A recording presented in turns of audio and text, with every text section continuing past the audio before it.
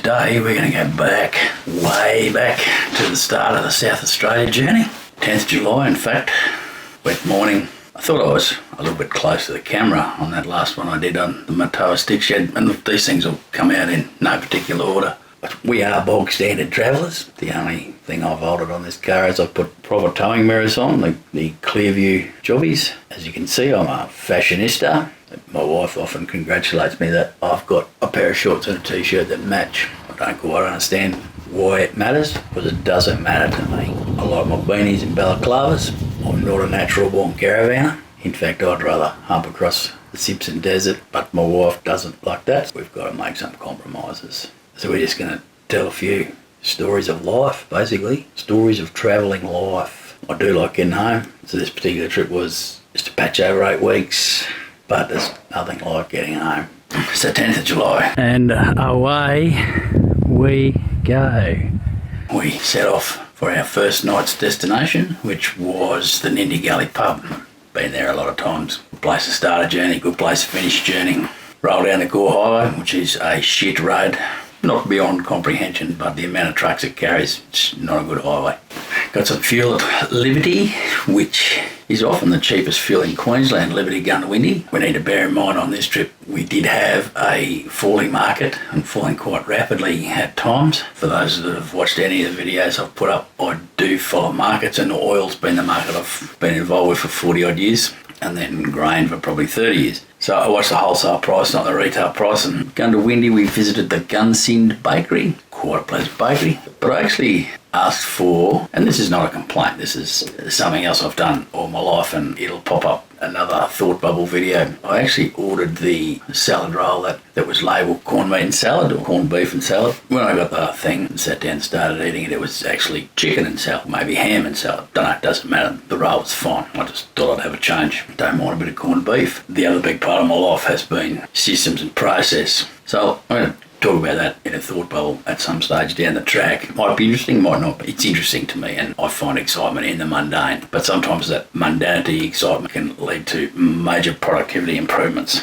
Onwards from Gundawindi through places like Tabea, Torwood and Wengallen. Crops out there in July were as good as I'd seen them. Phenomenal, maybe even a bit too soft. My old grandfather would tell you that crops need a bit of hard weather, get their roots down. So I don't know what they're looking like now, but if they had maybe one more fall of rain, they'd be looking sensational. There'll be quite a bit of grain to come off if bad weather and disasters don't hit. Be more on agriculture as we rumble down through New South Wales, South Australia, back across Victoria. She was sure wet at Nindigully. I've never been there in the floods, but it was as wet as I've seen it. Hard to get a spot. We weren't stepping out in the mud. Didn't really want to get dirt and shit all over everything first night, but it was hard to avoid. Quite a few farm utes lined up, boys in for an afternoon beer or two. Too wet on the farm. We always have a meal at the Nindigully Hotel. I usually do a pretty good job. So being old and decrepit, this rather huge pizza for, I don't know, 28, 32 bucks is enough for two of us. Sometimes we even take some of that home. A couple of things of note.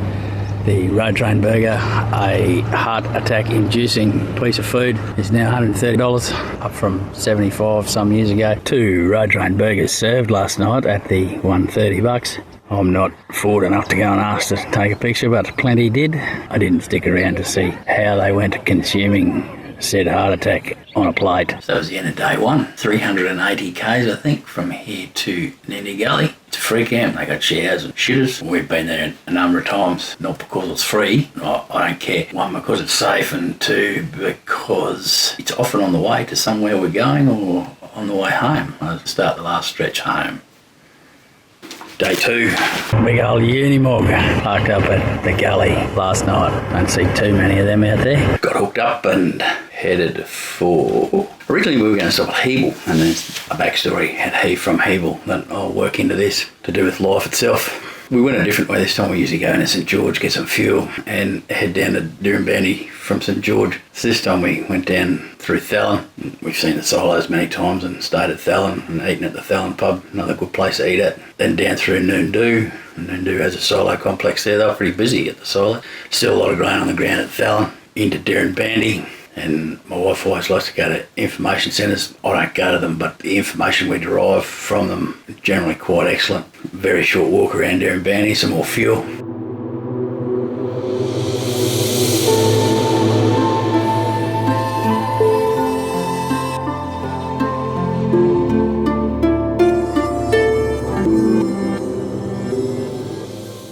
to Hebel. Of course, Dirranbandi, famous or infamous depending on which side of the line you sit on, for Covey Station, now owned by foreign entity and controversial due to the amount of water it takes out of the system. So we pushed on the Hebel. Hebel's a little community not too far from the Queensland-New South Wales border. And I covered it in a little 2-minute. I don't edit shit on the go. I haven't got time for that. Threw a few short ones up. I'll do this when I get home. It's not going to make me a famous YouTuber, but I don't want to be a famous YouTuber. So Hebel's interesting because, one, it's got a reasonably famous old pub. Famous, probably the wrong word. Notorious, maybe. I don't know. Hebel's of note because the guy I used to work for, and look, I'm going to keep having a shot at these people because they didn't have the right to diagnose me mentally ill with 0 qualifications. I mean, a couple of accountants and the holder of an MBA. They just got the SADs because I wanted to leave. That's all I wanted to do. And that wasn't the way they wanted to go. So if they let me go without the ongoing shit, I would have gone and not opened my mouth. So this guy's the second biggest egg producer in the country. Was a 50% partner in Sunny Queen, recently sold 60% of the egg business and 60% of his 50% of Sunny Queen eggs to PSP Investments, a Canadian pension fund, for many hundreds of millions of dollars. His presence is right through New South Wales, Victoria, and particularly in South Australia in the pig industry. Talk more about that later. So he owned a big cotton farm at or near Hebel. He actually developed the cotton farm and bought it as Ballindale Station. I don't know, it might have grown a bit of wheat, maybe sheep, and harvested the water off the Colgoa River floodplains. Now the flows through there were intermittent at best, and I know this because when I started I got the job of buying the fuel for the place. It wasn't being particularly well done, and it's not a hard job, but people had a number of misconceptions about fuel purchases and things like that. It would be nothing to put 1 million, 1.5 million, 2 million litres down there when things were happening. So anyway, he's developed all this land, and from memory, the plan was to grow 20,000 acres of cotton. Never ever got that much. But there's some big year down there, spent a lot of money. And sometime after 2010, can't remember the exact date, we had a CEO that liked to flop his wing out on the table and show you that he was further up the tree than you were, which is fine. That's how you want to be, mate. Don't bother me. And he told me one day that the owner had sold the water rights back to the government for $20 million. The CEO liked to add a bit of fat, so let's call it somewhere between 15 and 20 million. A lot of money. And well before selling your water rights were a thing. So he went on to sell the farm land to another big farming operation across Australia, actually, or Eastern Australia. Another 3 or 4, 5 million. So it's an interesting story because, well, you can go and look at any number of stories on water, Covey Station. This guy never gets mentioned, never. And he loves flying under the radar, let the others take the heat and the flack. And he was right up there with the water goings on. And this water coming across the floodplain, of course, it wasn't coming out of the river. It was floodplain harvesting, which is intermittent at best. And he got 20 million for it. You know, we grow a cotton crop once every 3, 4, 5 years down there. A couple of other parts of that backstory. A few of it was interesting, you know, the misconceptions and misbeliefs, poor beliefs. Oh, you can't get fuel from Brisbane because the drivers have to stop. Fuck me, mate. They've got a sleeper cab in that truck. That's their problem, not mine. Anyway, this business I worked for was heavily aligned with one of the big multinationals, and we were paying in the 90s cents a litre at the time, and I changed companies rather rapidly. They were 8, 9, 10 cents a litre off the pace, but they'd done their homework and they knew they weren't dealing with the sharpest tools in the drawer. I remember getting a phone call from this large multinational. They said, why did we lose the business? I said, well, because you're fucking thieves. I said, you know what you're doing? I said, well, you know, that's a gold-plated account. I said, fucking know that's a gold-plated account. You thieving us to the tune of 9 cents a litre. So ended that relationship, but it was a beneficial relationship. The benefit was only one way. And we grew wheat and sunflowers and other things down there in years of no water. Another story that comes to mind had to be 2004 because we'd just fired all the guys in the feed mill and I'd gone back to take a hands-on role, and we'd harvested wheat and put it on the ground down there. And this is another indication of just how rough this business is or was. And so we're bringing this wheat back to the feed mill, and I hadn't developed a lot of muscle, a lot of power at that time. That was to come as I tidied up quality systems and processes. So this bloke turns up in a road train with 100 tonne on it. Just think about that. That road train would have been legal at 50. So it turns up with a road train with 100 tonne on it. And when I sampled it, I thought, Jesus Christ, there's a lot of dirt on this. A rough operator on the loader, on the loading end. And I had to close the auger down in the pit that much. It took about 8 hours to unload that 100 tonne. And I'm thinking, Jesus Christ, what have I got myself into here? How do I fix all this? But anyway, that was all to come, and fix all those things in my department I did. So we decided not to stay at Hebel. It just looked a bit wet and not lots of things to do. And we are certainly people that like to keep moving. And we decided to go to Lightning Ridge, which is not far down the road. So we rang ahead, and of course it was just before a big festival in Lightning Ridge, New South Wales, Queensland school holidays perhaps, just definitely one school holidays at least. The lady at the van park said, oh no, we're full. But she was excellent. We could have got one night but not the two. We wanted to stay 2 nights. And the reason we wanted to stay 2 nights, last time we stayed in Lightning Ridge, a year or two before, we wanted to do the orange car door tours out to the pub in the scrub and the Sheepyard Inn and Glengarry Hilton, but it was too wet. They just advised us it was too wet. Another great information centre in Lightning Ridge. So she gave us one night but not two, and while she was talking she was obviously looking at what was going on. So she moved some things around and gave us 2 nights. Now you don't get that sort of service in many places, hotels or whatever. So we booked that. Price wise it didn't start too well. I think that was 64 or 66 bucks a night. But such is life. That's how things work. So down the highway to Lightning Ridge and a quick visit to the information centre of course. And again they said it was quite wet on that orange car door tour, but doable. So we hunkered down to head out there the next day, which would have been the 12th of July. And it's a quite fascinating drive.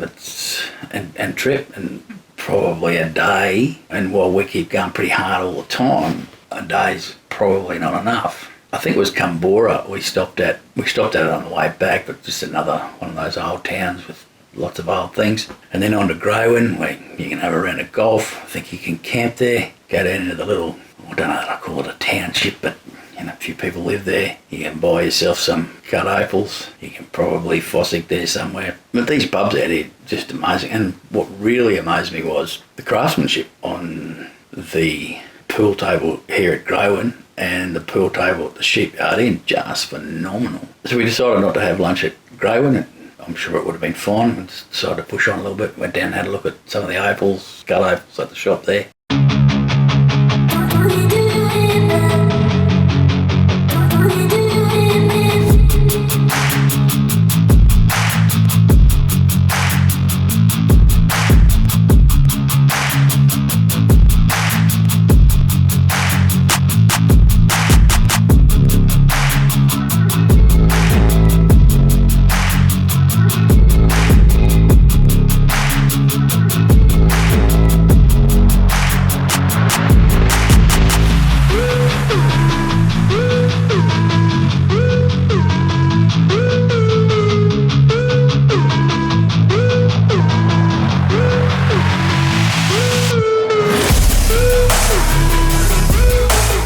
And headed on to the Sheepyard Inn, another very interesting place for people like me, people like us.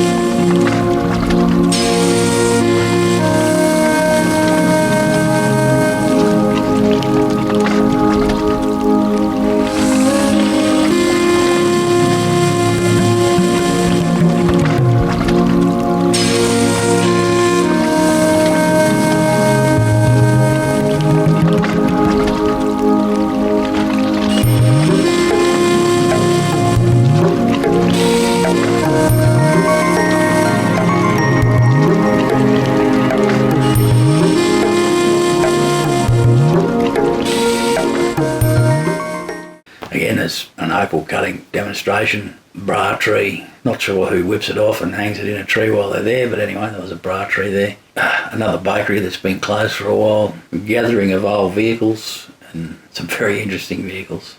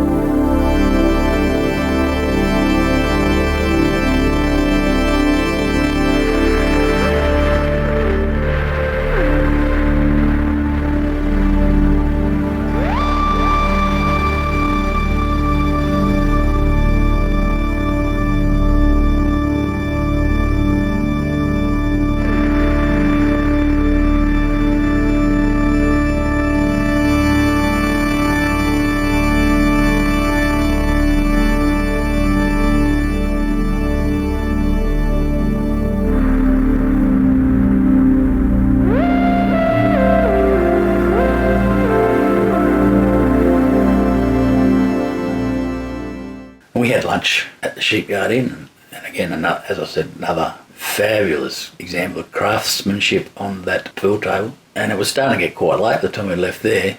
Given that I didn't want to get caught out here in the middle of nowhere, I'd already decided that if I don't want to be found, these are the types of places I'm going to go to. So off we trundled to the Glengarry Hilton. It was, on this particular day, was probably the busiest of the 3 destination hotels, licensed venues in the bush. There was quite a number of people there, as well as a Telstra man fixing something Telstra. You may never come out alive. Anyway, while my wife went into one of the places you go to buy souvenirs and that type of thing, this lady approached me, and I'd already heard her with the same story at the Sheepyard Inn, and she said to me, "I've got no idea where we are, we're lost." I said, "Well, how did you get here to start with?" I said, "You've come a different way to the way we did. Maybe we came the wrong way." "Oh, I don't know." She said, "We're trying to get to the pub in the scrub." And I said, "Well, I thought I overheard your conversation at the Sheepyard Inn. I thought you'd ascertained that you'd already got there." She said, "Oh, I don't know where we've been, don't know where we are." I said, "Well, just really a bit of a loop on the end of a road. If you just follow the signs, you'll get to where you want to go. It's not that complex." She was getting quite distraught.